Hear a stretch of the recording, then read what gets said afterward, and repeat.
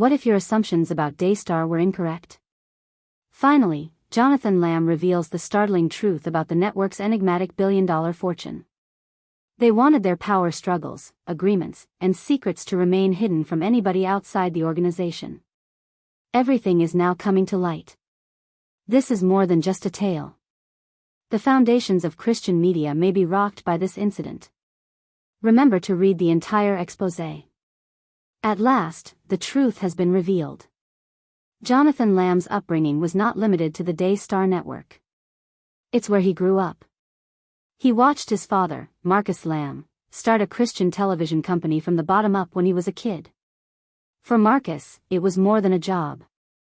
It was a directive. It was intimate. Jonathan and everyone else around him realized that the fire will eventually be carried on. It wasn't a wish or an ambiguous objective. The story of their family seemed to include it. It was anticipated. The path forward had already been determined by the time Jonathan reached young adulthood. He was gradually preparing to take command. Both practically and spiritually. He appeared in decision-making lectures, behind-the-scenes videos, and motion pictures. He was viewed as the next in line by others in the organization. After Markus left, it was always obvious who would take control. And following Markus's untimely death in 2021, everyone was certain of what would happen. The plan had previously been verified, signed, and sealed.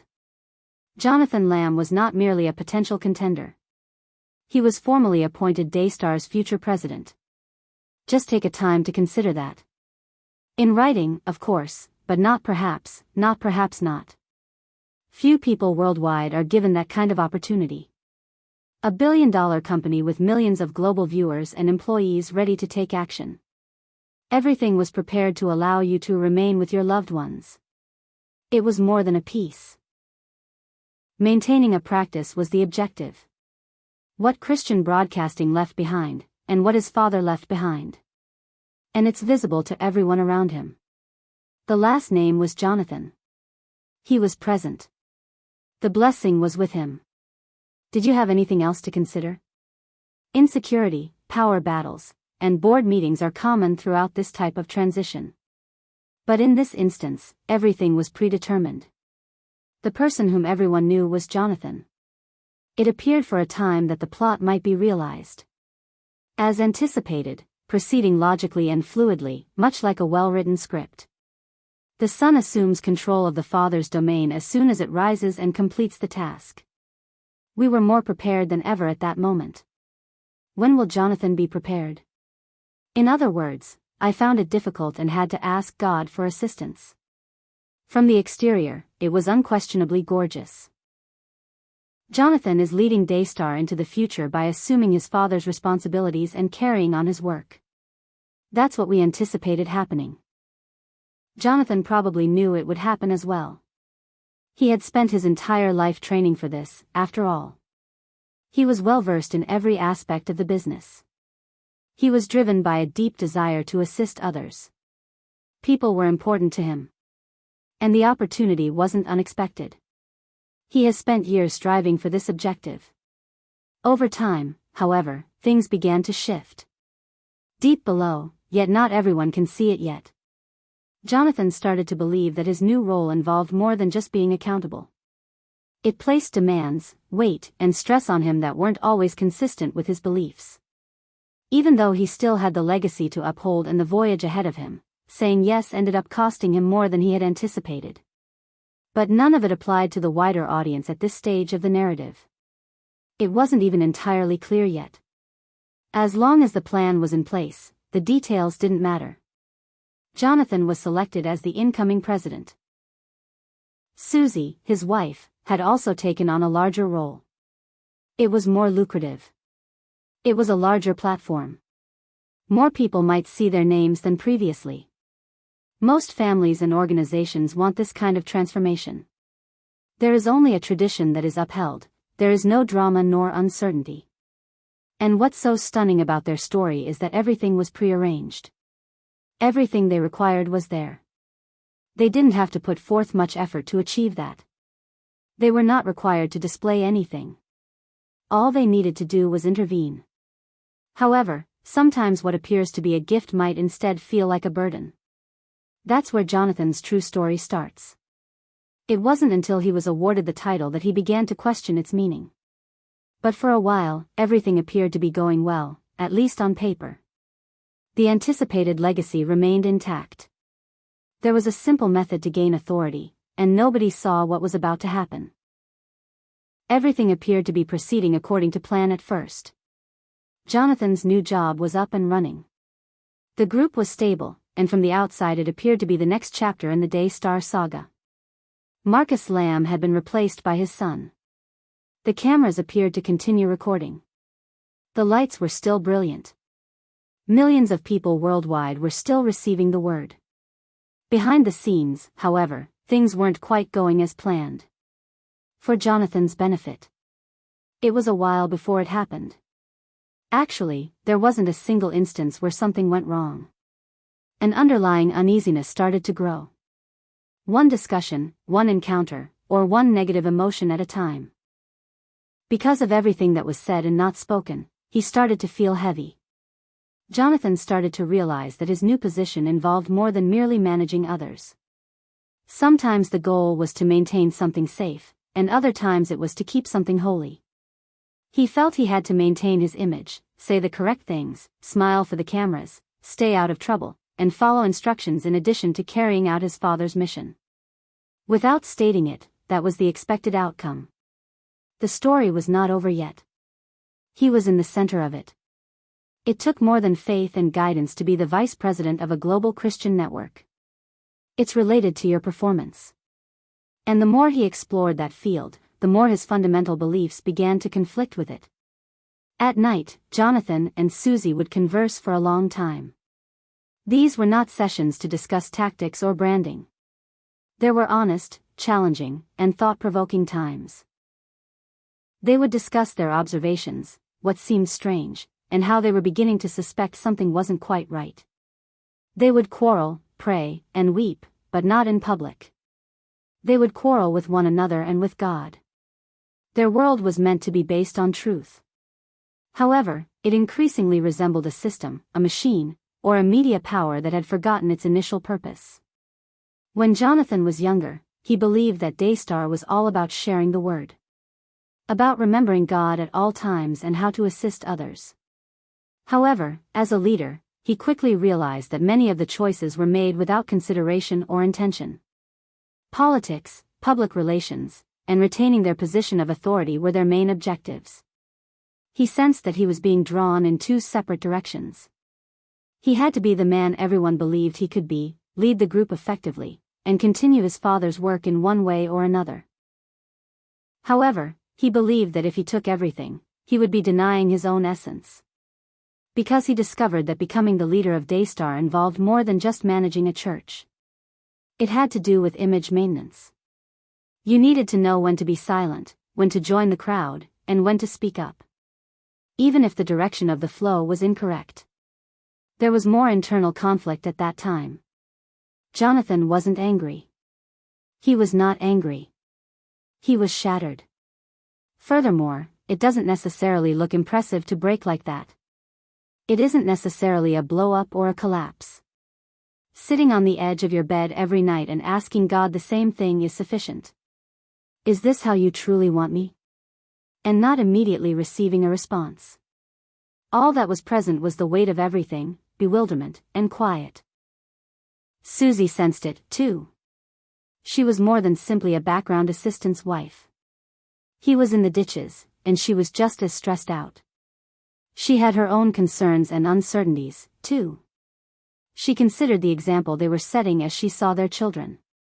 Were they demonstrating their compliance with them?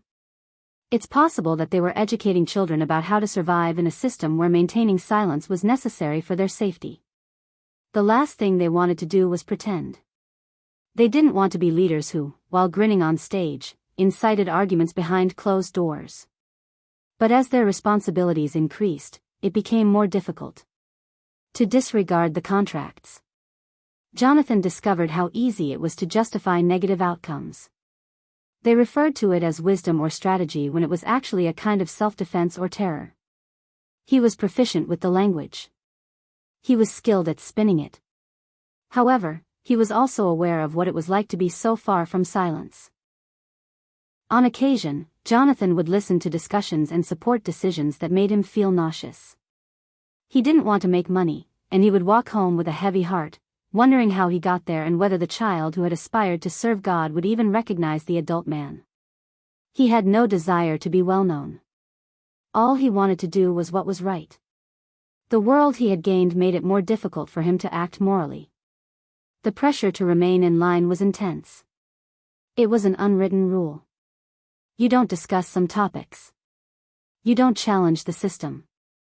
Furthermore, you never discuss your concerns in public. The disloyalty would occur. It's not secure. It would be risky. For Jonathan, who cherished his family and valued everything his father had created, that was the most difficult aspect. He did not wish to cause harm. While he didn't want to stir trouble, he also didn't want to lose himself. It became clear to him and Susie that this was more than simply a job. It was more than a paycheck. It served as a test. Their readiness to obey, their character, and their willingness to follow the script or pay attention to God's calm, still voice, which was becoming louder in their hearts, were all put to the test. It sounded like that voice had no plan. Neither success nor safety were guaranteed. However, it did bring about peace. They didn't find peace until they considered leaving, let go, and went, not because they were upset, but prepared to give in. They were frightened by the idea. What would people think, in your opinion? How would the church respond? From here, how would things proceed? Staying seemed to be the only appropriate course of action, despite the fact that it was frightening. Staying means putting on a show. Staying meant continuing to create something that didn't seem to align with their values or identity. After a while, Jonathan concluded that it was not worth sacrificing his mental stability for any religious empire, legacy, or title. He didn't want to be merely another voice in a system that had been well considered. Even if it meant losing everything, he wanted to be able to look in the mirror and know that he was doing what God had commanded. The most crucial time was that. Money was not the issue. It has nothing to do with lack of drive. It was about his purpose, his values, and the kind of legacy he wished to leave. And they couldn't make that type of impression by going higher. It was designed to be built by taking a step back. It was decided to do precisely that. Initially, there was no intention of leaving. Not for Jonathan, not for Susie, not for anyone who had been following the Daystar tale from the start. Everything appeared to be locked in. The history, the future, and the leaders. It was signed, sealed, and written. Jonathan Lamb was supposed to succeed him as head of a billion-dollar Christian media conglomerate. And nobody at all believed he would sacrifice everything.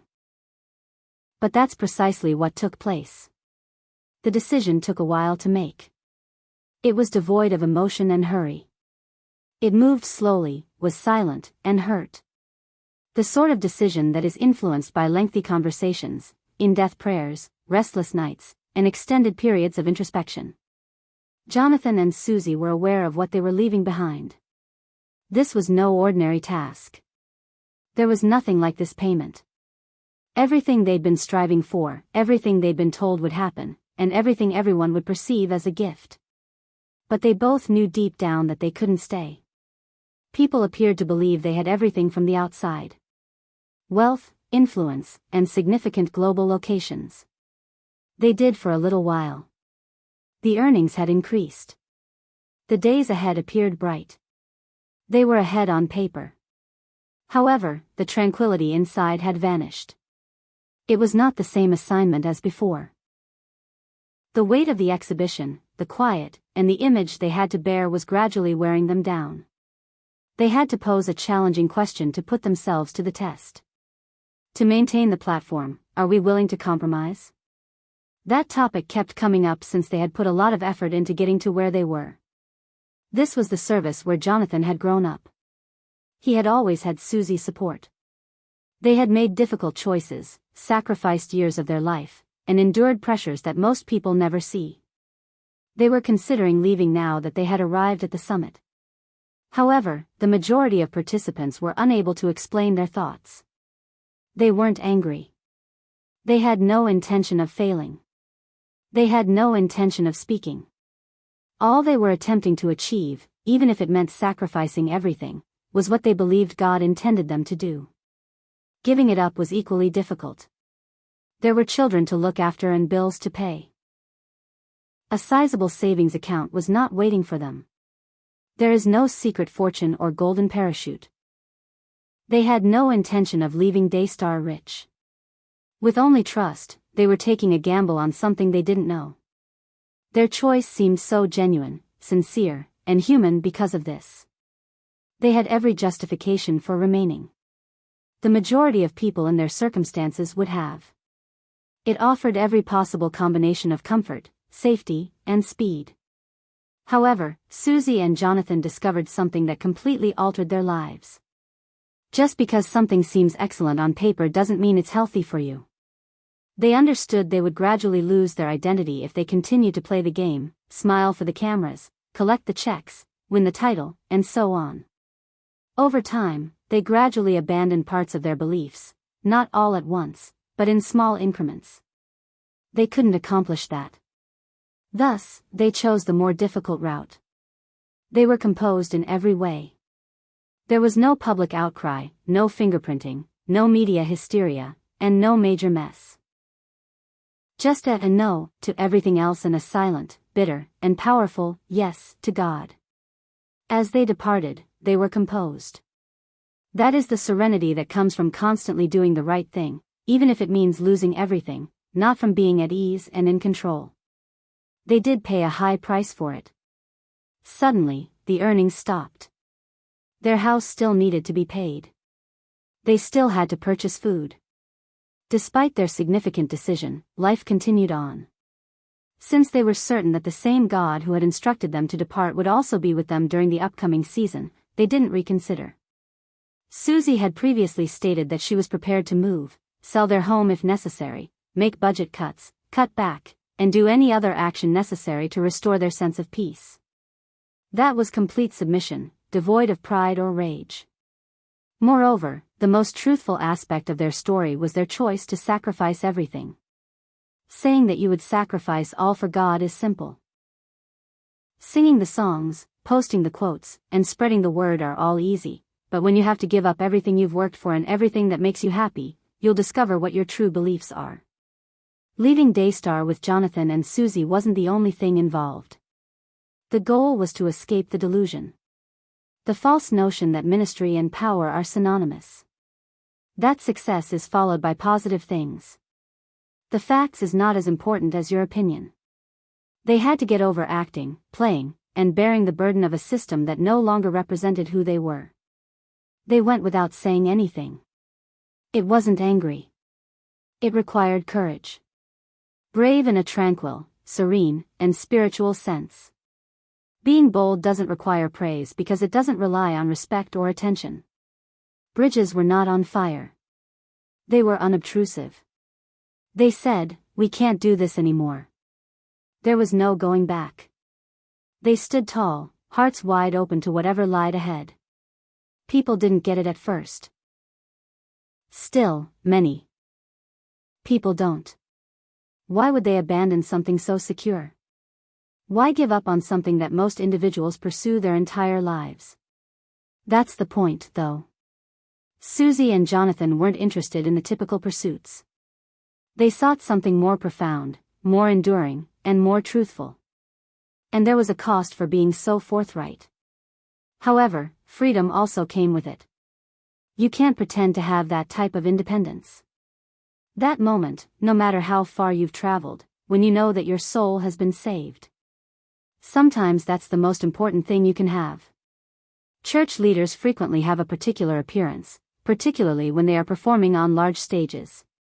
Typically, it is slick, self-assured, transparent, and commanding. Leaders ought to be powerful, self-assured, and motivating. They must be able to respond to any inquiries, maintain their position, and never appear helpless.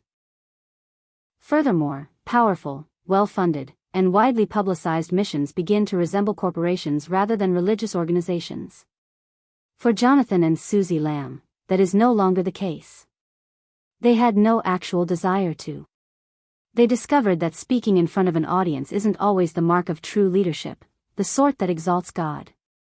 They didn't do this to generate a stir or act like rebels. You may appear to be gradually moving down, but nobody is sure why. That, in my opinion, is what makes their selection so distinctive. Jonathan was to be the next president of Daystar. He had the name, the expertise, the background, and, above all, a well-thought-out written strategy. He was the obvious choice. Everyone was aware of it. The part came to him, he didn't have to battle for it. The fact that it was already his would have been considered proof by most. It must be the will of God. Jonathan, however, thought otherwise. Jonathan was an individual with a distinct perspective. He began to pose challenging questions as his leadership experience increased. It was more about the type of guidance that existed in that area than it was about the task itself.